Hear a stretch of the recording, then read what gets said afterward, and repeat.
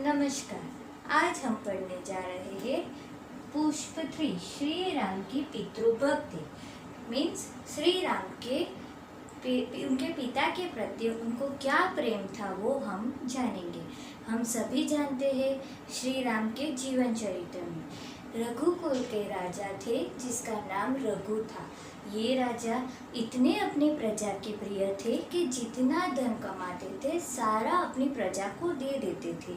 रघु राजा के पुत्र का नाम दशरथ था। दशरथ राजा की 3 पत्नियां थी, कौशल्या, सुमित्रा और कैकेयी। कौशल्या रानी से एक पुत्र था जिसका नाम था राम। सुमित्रा रानी के 2 पुत्र थे, एक का नाम लक्ष्मण था और शत्रुघ्न। कैकेयी रानी का एक पुत्र था जिसका नाम था भरत। पूरे परिवार में सबको एक दूसरे के साथ बहुत प्रेम था, शांति से रहते थे। श्री राम और लक्ष्मण शुरू से ही बहुत शूरवीर थे। वो उनके गुरु जी जो थे ऋषि विश्वामित्र, उनसे गुरु जी से वो शिक्षा लेते थे।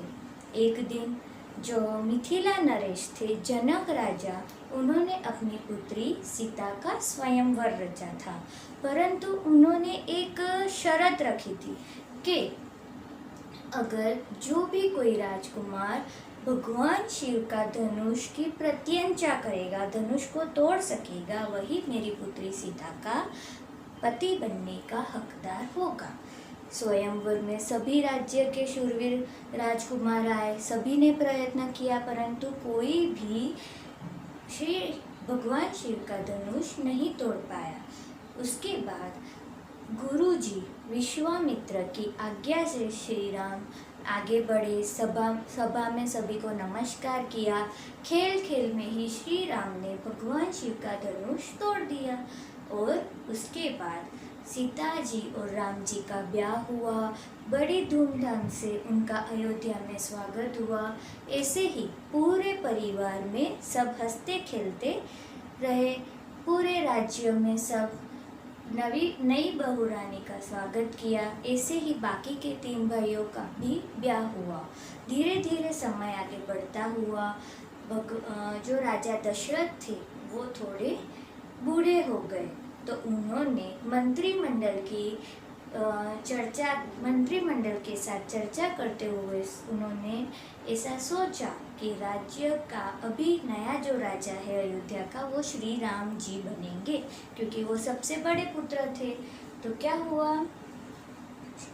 श्री राम जी का राज्याभिषेक होने की तैयारियां शुरू हुई। राज्य में सभी लोग खुश हो गए। फिर ऐसे में जो मंथरा थी, मंथरा के मन में ईर्ष्या भावना हुई। उन्होंने कैकेयी रानी का कान भरा।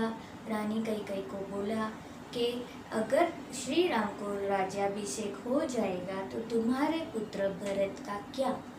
ऐसा उनके कान में जहर घोल दिया।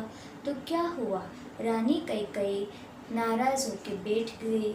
उन्होंने राजा दशरथ से अपने जो आगे के 2 वरदान मांगना बाकी थे वो 2 वरदान मांगे। वो 2 वरदान हम नेक्स्ट सेशन में देखते हैं।